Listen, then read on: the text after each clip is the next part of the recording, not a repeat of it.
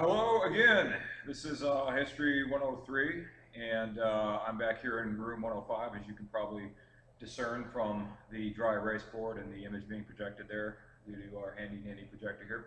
I decided, using my professorial prerogative, shall we say, that this particular venue is actually suitable for purposes of conducting class.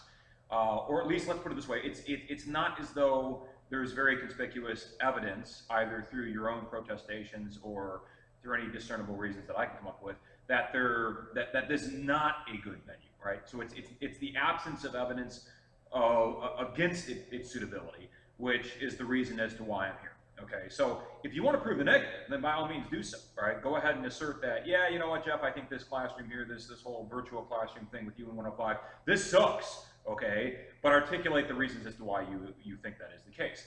Because otherwise, I'm probably going to keep doing it this way. And I know, as I pointed out last time, and as I am loath to have to observe yet again today, the fact that the image on this back dry erase board doesn't really resolve very well on my laptop computer recording function thing. That sort of undermines the whole efficacy of the proposition of coming here in the first place, because ostensibly the reason as to why I'm here is so as to avail myself of the technology and be able to do better justice to the material by representing it visually in a way which resonates more effectively with you. Now, that's probably not the case, okay, since you can't really see what's going on, but you can follow along on your own, okay, and that's the way I would put it to you anyways. Now, this particular slide deals with the Roman Republic, and for those of you who are really paying attention, you will notice that there's sort of a disconnect between where we left off last time and where I'm picking up this time. And you will see that that disconnect entails skipping over or doing no good justice or a tremendous disservice, I suppose, to much of the materials in the latter stages of the slideshow that precedes this in time. Okay, so slideshow number 5 deals with ancient India, and then the Mauryan Empire, the Gupta Empire, the Empire of Chandragupta Maurya, etc., the stuff that I was talking about last time. And there's a whole bunch of other things that were incorporated or subsumed into the auspices of that slideshow that I just didn't get to. Now, I'm making a decision, an executive decision, if you will, not to engage with that material, because I just don't think that it really serves our collective purposes that altogether that much, and we can do without it. And we spent a lot of time talking about ancient India last time. I think we did a pretty good job. So that's the reason as to why. Not that I need to give a thoroughgoing accounting as to my rationale, but there you have it. Before I turn to ancient Rome, and by the way, I saved the best topic for last, okay?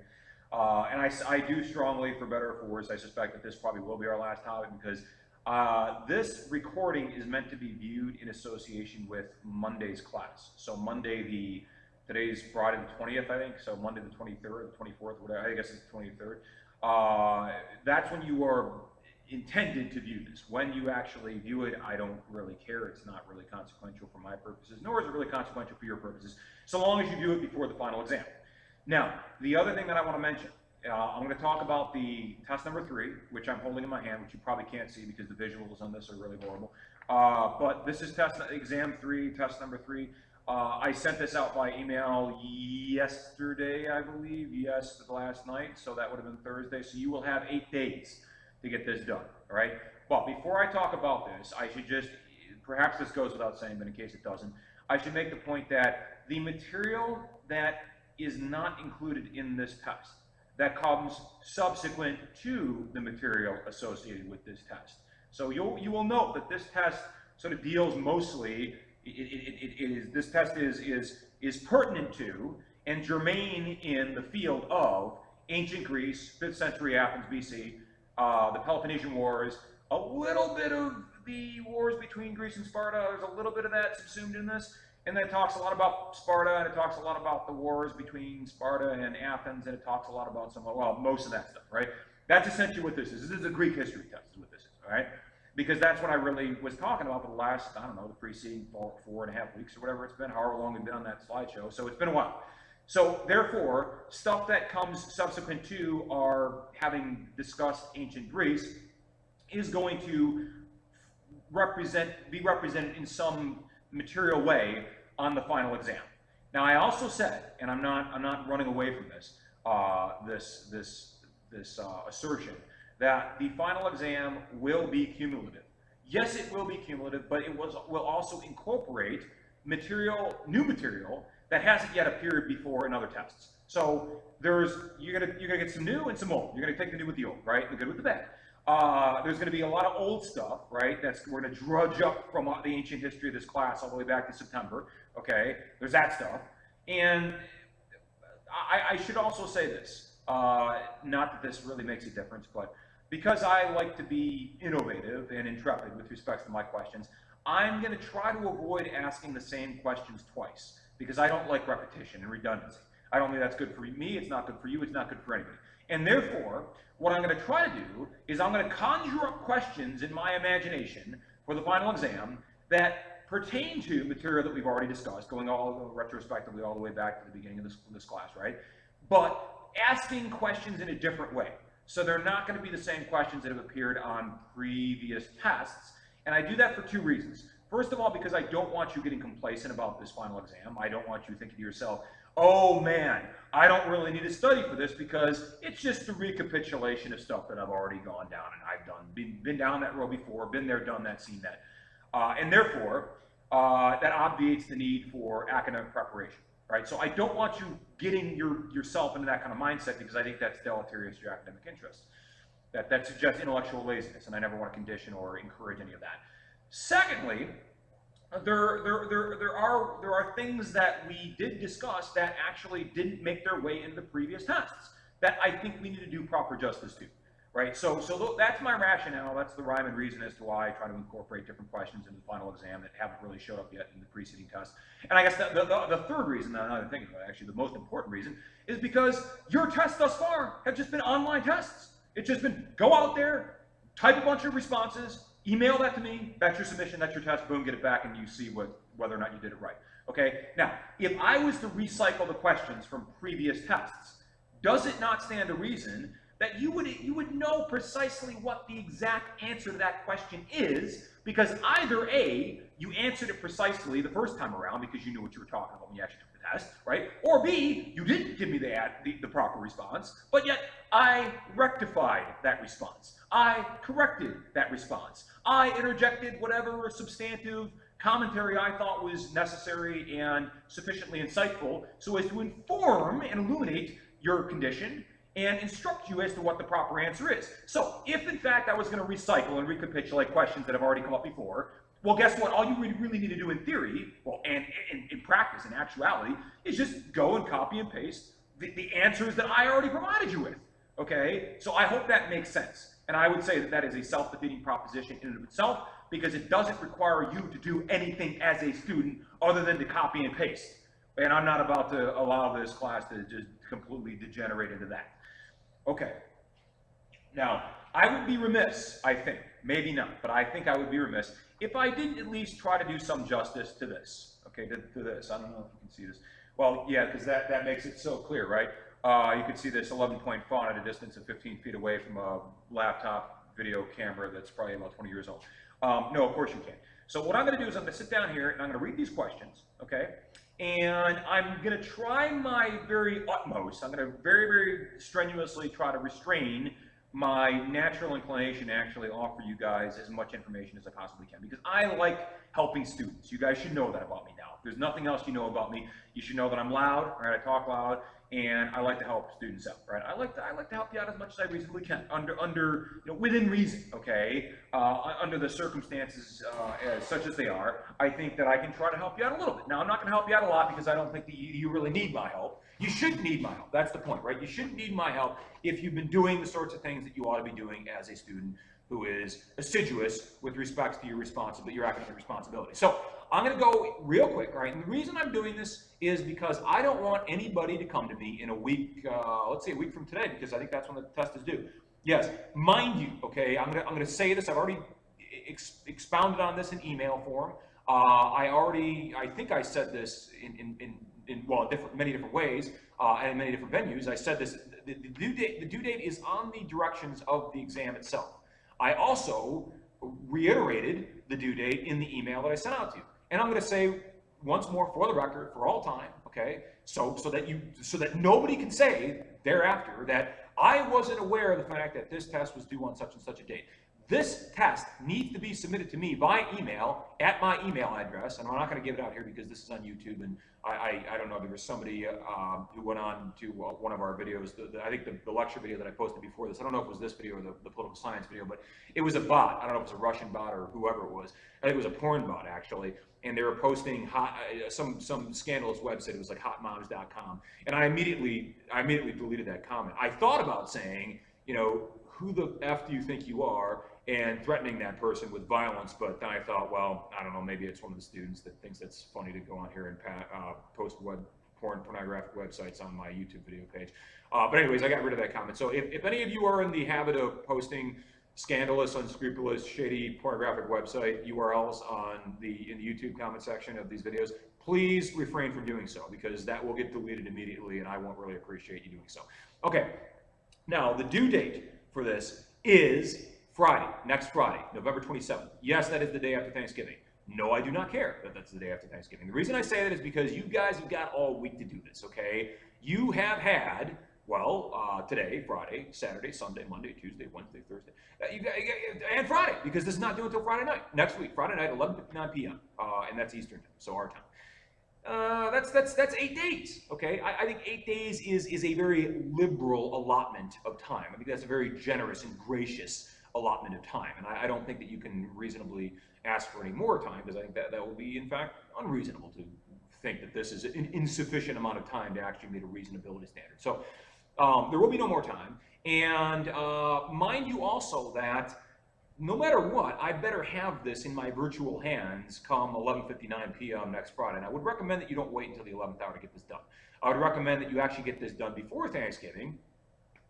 That way you can enjoy your weekend, your relaxation, your recreational pursuits, your relatives, as much as you can enjoy them or as much as they can enjoy you. And hopefully neither you or your relatives is enjoying either one of you, because hopefully you are abiding by the CDC recommendations and actually not having people come and visit you this Thanksgiving, which I think is actually a very good idea, especially here in Houghton County, where the case rate has gone up for the last couple of days now. It's a lot. All right.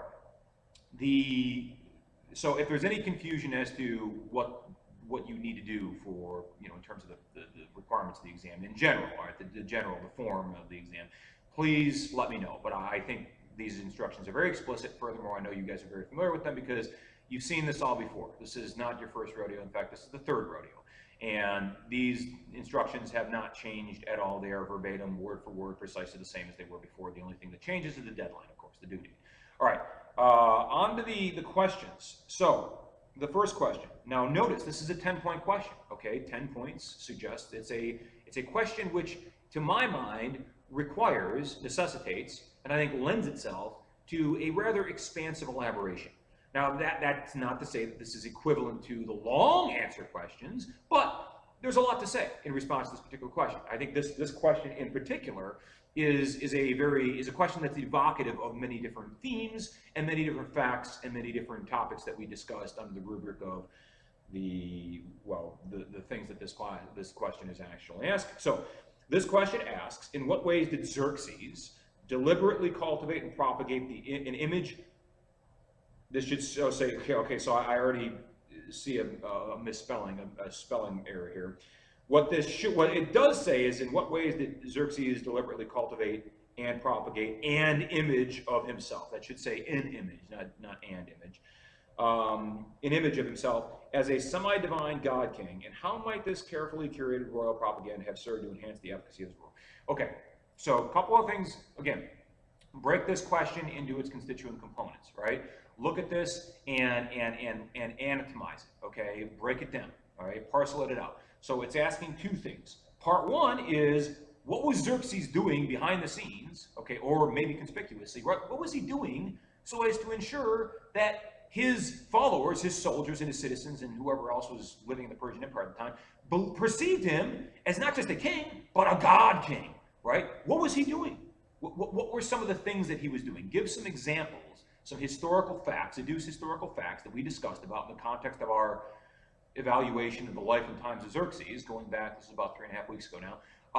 discuss some of the things that I talked about in this class, right? So there was the instance of him at the Straits, the Bosphorus Straits, where Asia and Europe come together, and that's the smallest point of contact, or the shortest interval of space between Europe and Asia.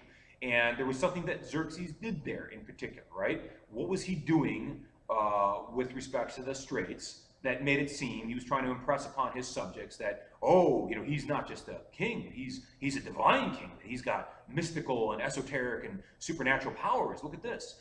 He was doing something there.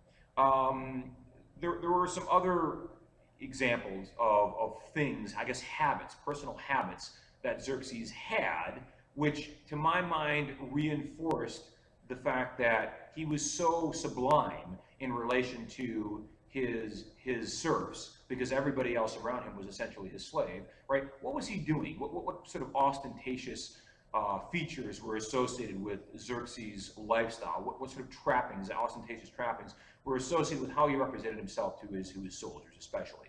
And then, so that's the first part of the question, right? The second part of the question is, well, what was the psychological import of all that, okay? What was it designed to do? Do you think Xerxes just had a god complex? He was just a very megalomaniacal, narcissistic sort of guy, and he thought so highly of himself that he's going to go out there and act like a god, just for the sake of acting like a god. Well, no, there's a method to the madness, so to say, right? In that what he did had a function. It had a particular utility to it, right? What was the utility function of the various things that Xerxes was doing so as to inculcate in the hearts and minds of his soldiers and his followers that in fact he was more than just a god, or more than just a king, more than just a man, okay? What was he doing? And what was the purpose of it, okay? Why do you think he was doing this? So, again, that's a two-part question, and it entails two strains of analysis that I think are in many ways sort of complementary to each other. But there you have it. Number two. Discuss shame culture. So this is a multifaceted question. Number one, discuss shame culture. All right, so talk about shame culture. What its values are. Talk about its value. What are the values or the virtues? What are the things that are extolled in the context of a shame culture? What do they try to encourage in you? What do they try to inculcate in you? What do they try to admonish you to do or not do, right? What are the things they encourage and the things they discourage, and why do they do that?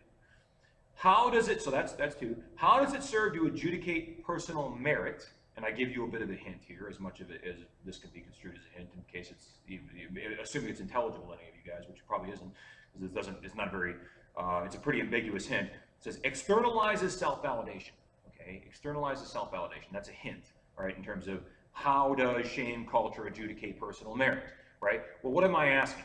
What does the adjudication of personal merit mean? Well, that means just how valuable are you? What is your sense of self-worth? Okay, that's what adjudication of personal merit is, right? So in a shame culture, as opposed to a guilt culture, okay, and you can kind of compare and contrast these things, right? In answering this question, you got a lot of space, you got half the page, it's 8 points, just run with it, okay?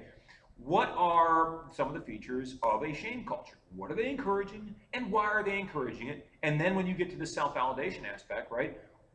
How do you gauge your own self-value? Do you look inward? Do you reflect introspectively and ask yourself whether or not you think you're a good person each day?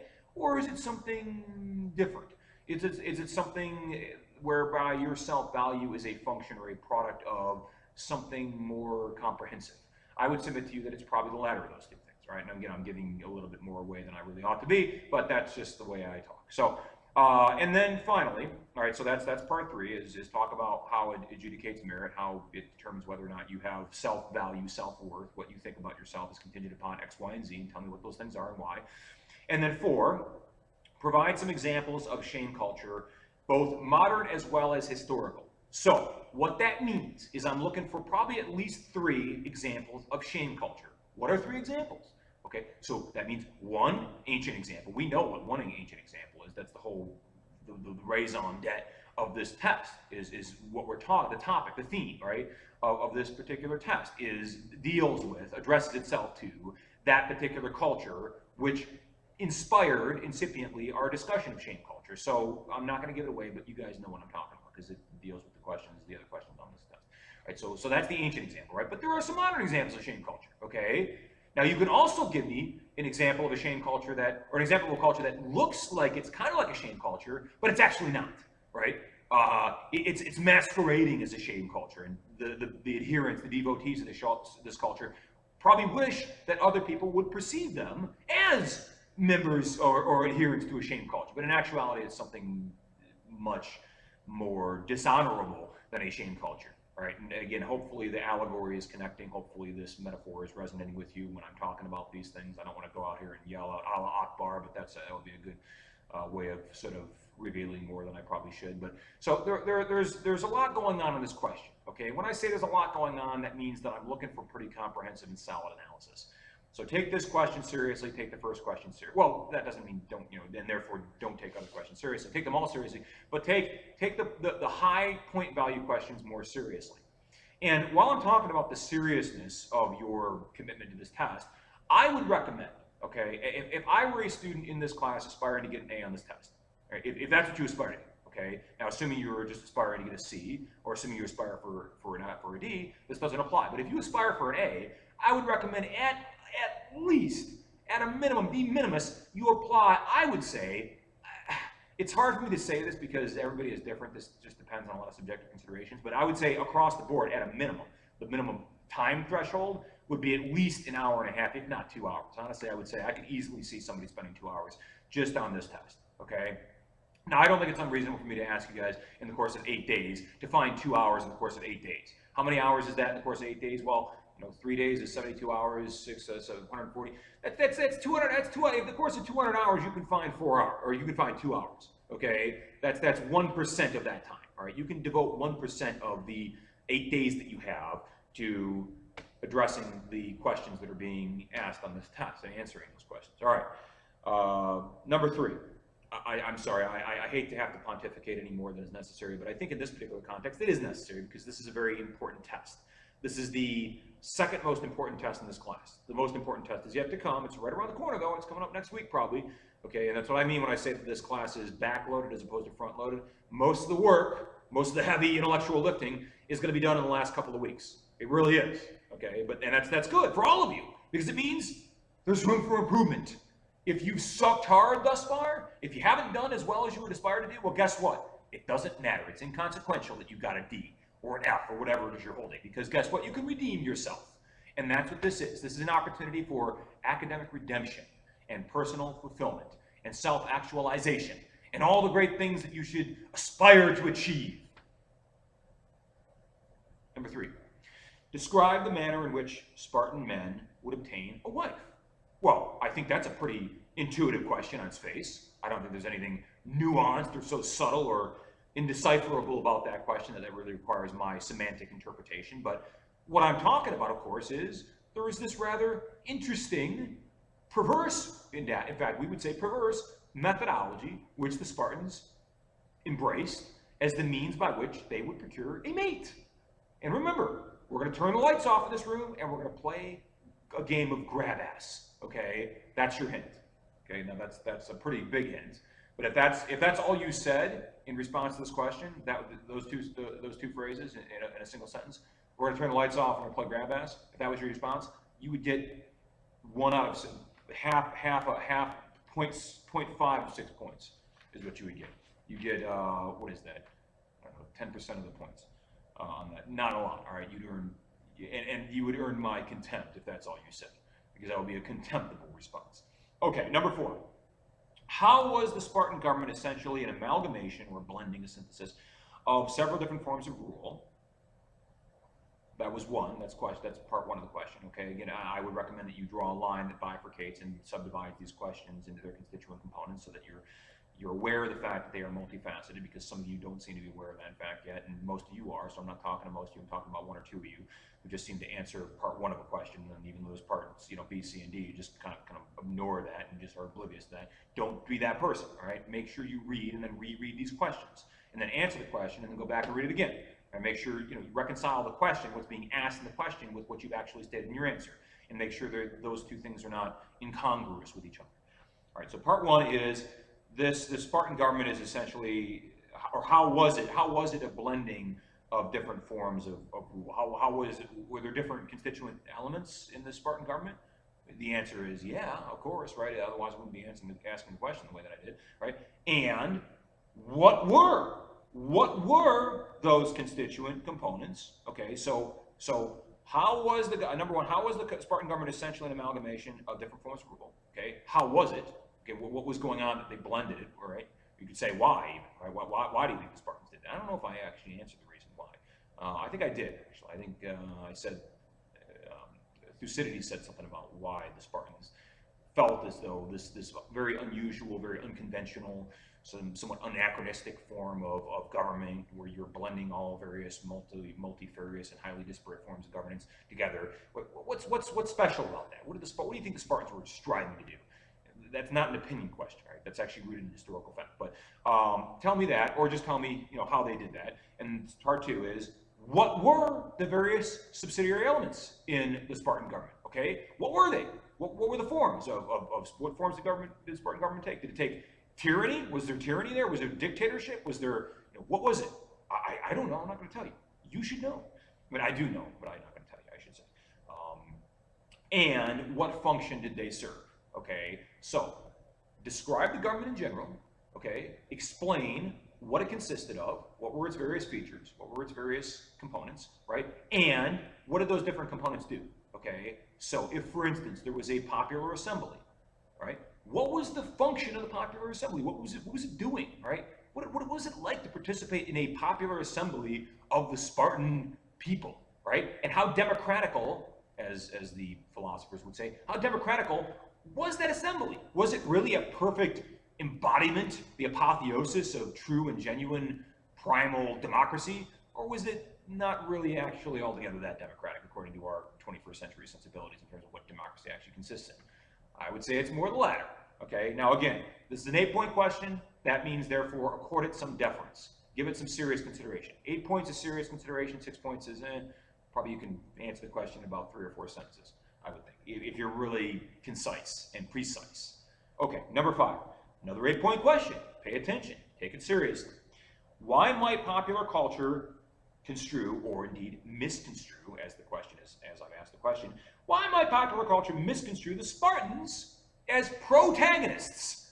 Protagonists, for those of you who don't study film or literature or the arts in general, a protagonist in the narration of a story is somebody who is generally the good guy. Okay, that's just a fancy literal allegorical way of saying that this is the good guy, or these are the good guys. This is the good guys, right? Why are the Spartans perceived, or represented as, I should say, right, and then therefore reasonably perceived as the good guys? Why are they the protagonists in popular cultural representations of ancient Greece? Why? Okay, that's part one. And in what ways is this conception of ancient history ironic or paradoxical? Now, I left some parts out of this question, which I could have added on, but I'll go ahead and give a little running commentary here so as to elucidate precisely what it is I'm looking for here, because this is an 8-point question, and again, it's a serious question. So what I want you to do is I want you to evaluate how the Spartans actually lived. What is their society like? And what kind of values and virtues did they embrace and incorporate or subsume under the auspices of their particular culture? And then juxtapose that with what was important to the Spartans and how they behaved in relation to certain classes of people especially, and then reconcile that with how we behave in 21st century America, in the United States, right? And ask yourself the question then, right? Try to resolve this, because I think, to my mind, it's something of a paradox, right? It's a irreconcilable paradox, but you can try to resolve it and ask yourself, well, does it really make sense for us to extol the Spartans as being this paragon of historical virtue, right? That these were essentially the ancient manifestation of modern day democratic Americans? I would say the answer to that is no. But of course, it's more nuanced than that, right? It's not just, well, no, they're not the ancient equivalent of the United States, right? Of course they're not, right? The rationale, the question lends itself more to a comprehensive analysis. Okay, reflect upon what Sparta actually was like. What was it like to live in Sparta? Was it a fun place? Well, yeah, if you're one of those elite military special forces guys, and you're part of the Spartan SS, and you're running around cutting people's, not their heads off, but you're slitting their throats at night, right? Sounds like a pretty good deal, right? Assuming you're a sadist and you're a very perverse sense of I don't know, you just like to go out there and torture people, right? But that's not to say that it was good for all people. In fact, living in Sparta was bad for a large group of people. Number 6. What was the so-called Delian League? Okay, it looks like all of these are 8-point questions. The only non-8-point question on this is number 3. Okay, so number 3 is a pretty easy, it lends itself to a more simplistic response, I should say. Not necessarily an easy question, but I think these are all pretty easy if you've been paying attention and taking notes. I mean, I don't think anything on here is really mysterious. If you guys think this is a hard test, you guys should come and sit in and listen to one of my political science classes, all right? You guys think this is a hard class? It's not, okay? And not to say that political science is really that hardcore, but I think my political science students who also are joint students in this history class would probably agree, and I know one of them at least agrees because I'm actually talking to him. It seems to be the consensus, well, maybe not the consensus, but at least 50% of them say that that test, those tests in the political science class are actually far more challenging and I would think esoteric. But then again, they're also subjective, so you know, it's six one way, half dozen the other. Number 6. Speaking of 6, number 6. What was the so-called Delian League? All right, what? That's a pretty simple, straightforward question. Right? What was the Delian League? Okay, what did it consist of? What was the binding diplomatic pledge which all the constituent members of this league consented to? Remember, they took a pledge. They swore an oath, if you will, an oath of fealty. Right? What were the conditions associated with that particular oath? What did they swear to do? Well, we're going to not do certain things, and we're going to do certain things, all right? It was an oath of affirmation that they took, and there were, as far as I can remember, there were 4 conditions that had to be met.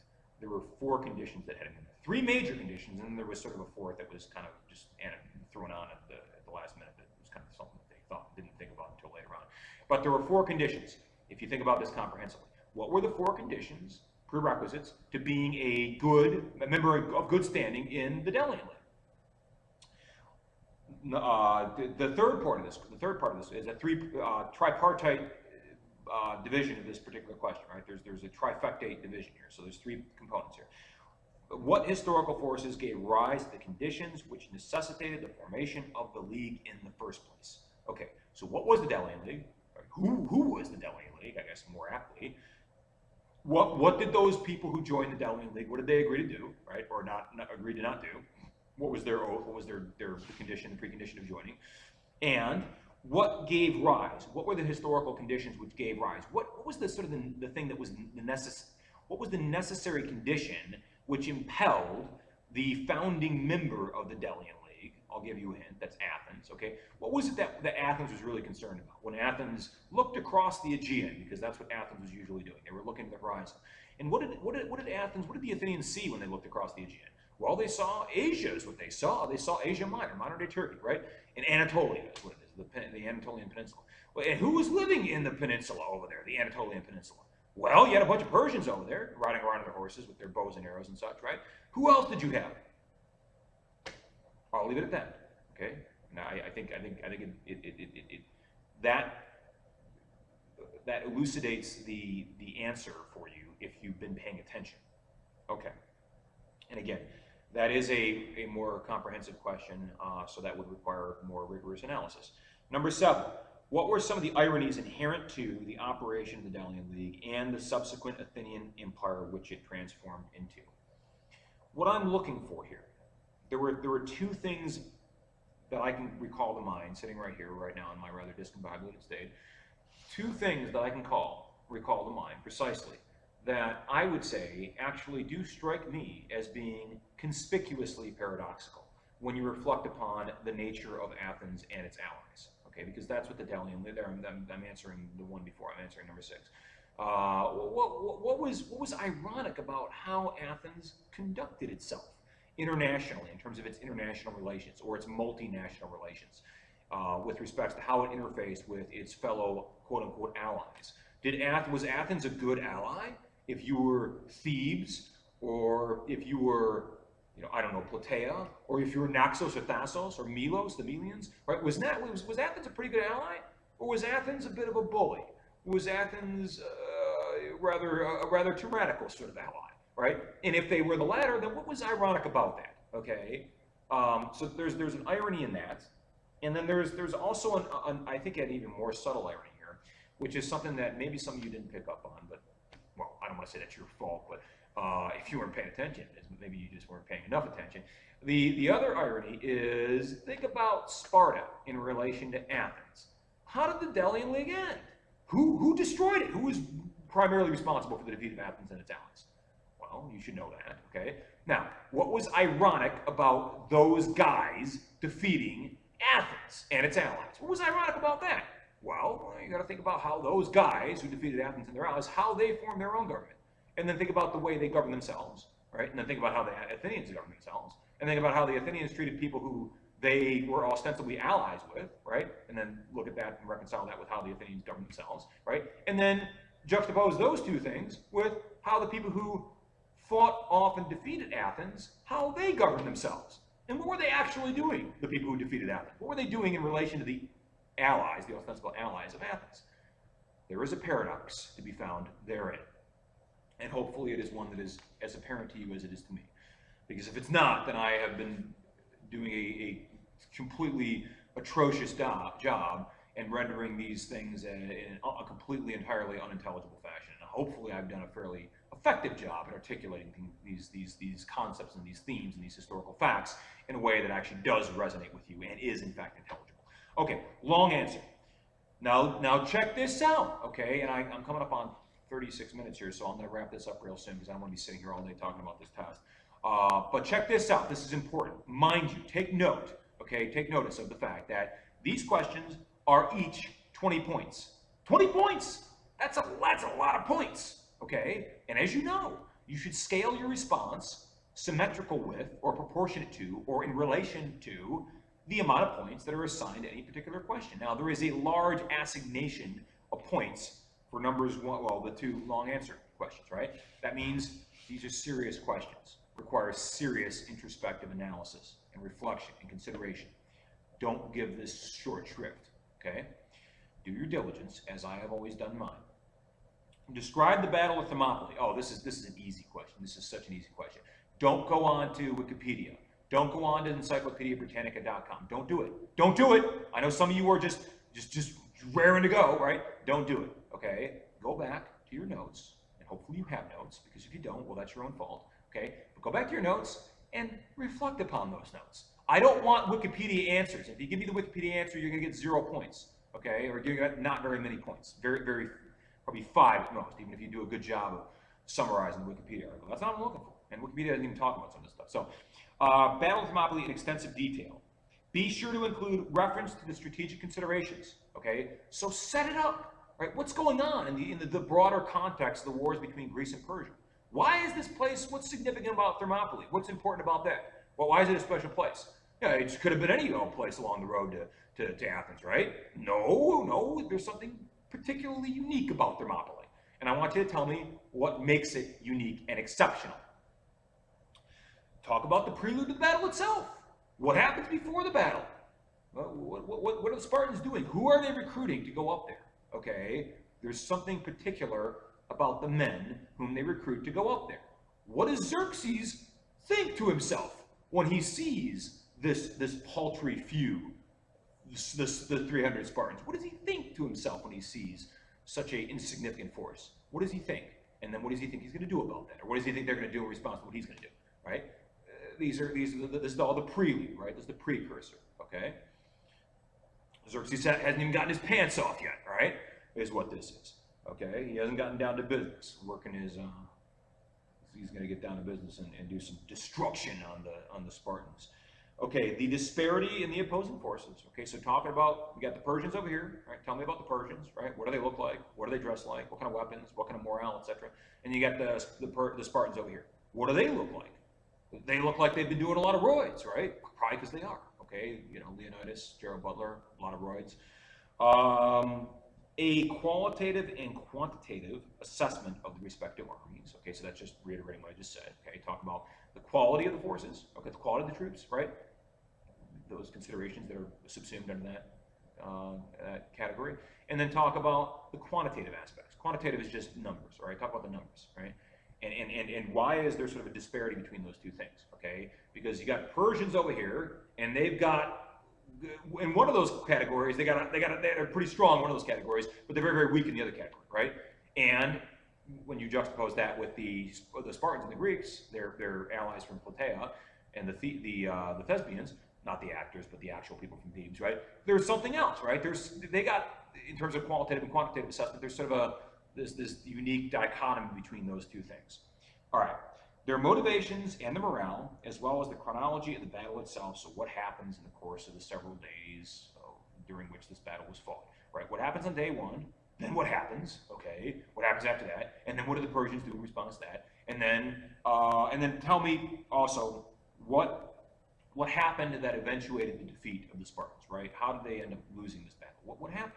They just get tired of fighting and they went to sleep, or they run away? No, they didn't do that, right? Something happened. Okay, something substantial, something significant, something notorious. And then describe the significance, the strategic significance. Now you got to do all that. Okay, if you want to get 20 points, you better do all those things. Okay, and I know that's a lot, right? That's a tall order, right? It's not unsubstantial. It's significant. Okay, but this is an essay question, a long answer question. That's why I said at a minimum an hour and a half you're looking at, a minimum hour and a half to minute. All right, so at least apportion 90 minutes to this test. I think if you've been paying attention all along, it'll probably be less than that. I think if you type very quickly and you've been paying attention all along, it'll probably be substantially less than that. But again, this all depends, right? I'm assuming that you're the average student with an average attention span, and you have a modicum of interest in this class. Well, if that's the case, it'd probably take you more than an hour and a half. All right, number two. According to the ancient Greek philosopher, soldier, politician, and historian, wow, Thucydides was a lot of things. Thucydides, the strong do what they can, or in the words he said, the strong did what they could, the weak suffered what they must. That's a quote from Thucydides, right? It's a quote that I like to throw around when I'm talking about these topics associated with the Peloponnesian War, to get you thinking about things. In other words, power always prevails and is essentially self-justifying, right? Power is self-actualizing, power is self-justifying, power is all you need to know, right? These guys over here, they got power, okay? They got power, and therefore they bring justice with that power, because justice can only be imposed by those who have power. And so it's a bit of a I don't know if it's a syllogism, but it sounds as though this is me just playing with words, right? But I assure you, it's not, right? It is fair to say, from a philosophical standpoint, I think from a historical, factual standpoint, it's fair to say that those who have power are those who have the ability, therefore, to create a system of justice in accordance with their own sense of what justice actually entails. Okay? So again, we're delving into philosophy here, but because there is this inextricable connection between the history of the Peloponnesian War, especially, and philosophy, so you can't dissociate the two, right? It's like talking about the French Revolution. If we're talking about the French Revolution, 1790s, you got to talk about Jean-Jacques Rousseau, okay? You got to talk about Thomas Hobbes. You got to talk about Jean Locke, right? You got to talk about Voltaire, okay? You got to talk about all the philosophers who gave rise to the ideas which actually inspired the revolution itself. And so you got to do the same thing for this. So power is self-justifying, according to Thucydides, right? Do you agree that the lessons from history essentially prove the axiom that might makes right?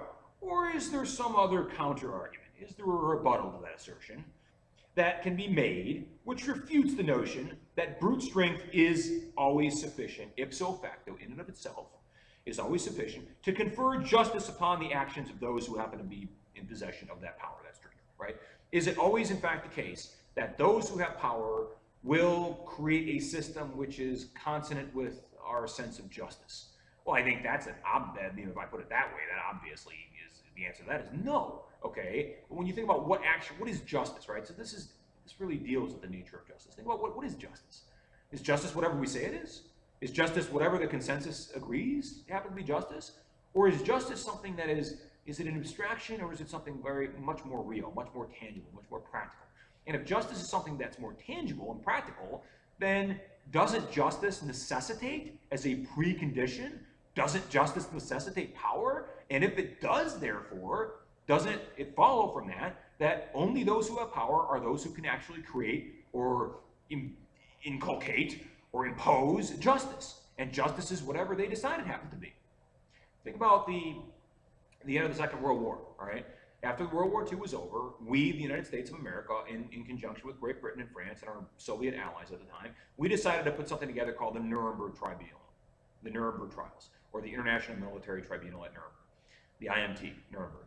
And we decided to charge the highest echelon Nazi functionaries, Rudolf Hess, Wilhelm Keitel, Alfred Jodl, Kaltenbrunner, who's an SS Obergruppenführer, etc. The guys who were the most important people behind the apparatus, the genocidal apparatus of Nazi Germany.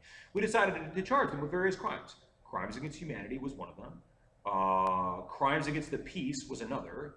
And then waging a war of aggression was another crime that they charged him with. Now, as somebody who studied both law and history, I look at that charge. If the indictment, the bill of the indictment stipulates, okay, crimes against humanity, that makes sense, right? You're doing something that is literally inhumane. You're killing, children and women and whatever, right? Okay, that's a fair charge. Crimes against the peace, what is that?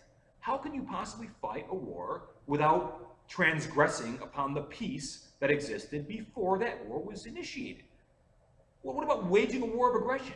Aren't wars by definition, aren't all wars, regardless of how congenial the combatants happen to be, right? Aren't they all, by definition, ipso facto, aren't they aggressive, acts of aggression?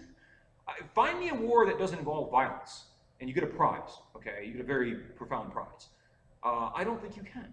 Now, the point that I'm trying to make here is that the Americans and the Soviets and the French and the British, they were the ones who went ahead and created these charges. They were the ones who actually conjured up these indictments. They said that what you did, you Nazis out there, you did commit these atrocities. Okay, fine, fair enough. Right? That's a fair charge that resonates with me as it resonated with them. Okay, but to say that you fought a war of aggression, well, what about the United States? We bombed the living hell out of the Germans, and we targeted their civilian populations as well. So did the Soviets, especially, and the RAF did as well.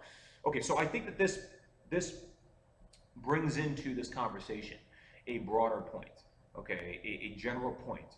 And think about justice, right? Because very few people would say retrospectively, well, the Nuremberg tribunals, they were an unjust trial, right? The Nazis didn't get a fair shake. We should give them there should have been an appeal. But there was no appellate process. This was a court of final decision, okay, a court of ultimate authority. Think about that in the context of answering this question. Perhaps it'll provide you with some insights. Okay, so then the last aspect of this question is you may reference, okay, so this is just saying what I just said basically.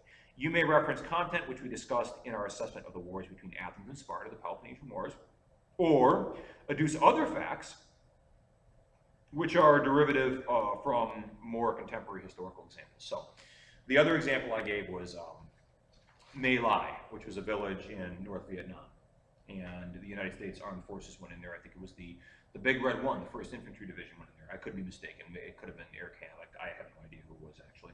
But one of our military units went in there, a platoon under the command of Lieutenant Kelly, 2nd Lieutenant, platoon commander. And we inflicted all manner of terrible depredations, rape, murder, abuse, physical abuse, psychological torment on the civilian population of that village. Now, can you retrospectively say that, well, you know what, it really wasn't so bad? Okay, that wasn't nearly as bad as what the Nazis did. Even though functionally the Nazis, in principle, were doing the same thing to the Soviets and the Poles and the people in Czechoslovakia and the people in Yugoslavia. They were doing the same thing. They go in, they rape all the women, they kill many of the children, and indeed all the men. We essentially did that in North Vietnam. Now, we didn't do it as much, right? It's a difference of degree in terms of the orders of magnitude, right? But we did it nevertheless. Now, nobody really talks about that, okay? Now, think about that. Okay, does this power, the fact that the United States still retains power in the world, geopolitically, right? Does that, in some sense, absolve us of some of the bad behavior that we've done over the course of the last couple of centuries since we've been in existence? This is not self-hatred is what this is, right? People think that you can't criticize the United States historically or in terms of the geopolitical relations or in terms of what it's been doing around the world for the last 250 years. Because if you do so, that is tantamount to being un-American or unpatriotic. No, I think it's your patriotic prerogative, honestly, your civic obligation to be critical of your government, historically as well as the contemporary government, right? Because otherwise you're an uninformed ignoramus and you don't know anything about either history or the history which gives rise to the contemporary political situation. So it's incumbent upon you to be informed and to indeed critique your government as thoroughly as your knowledge allows for you to do. Okay, if you guys have any other questions concerning the final exam or the test number 3, please do reach out to me. I'm as available as ever. In fact, probably more so now because I'm not physically teaching class, so I don't have to wake up early in the morning and do all that. Now, I want to turn to the slides.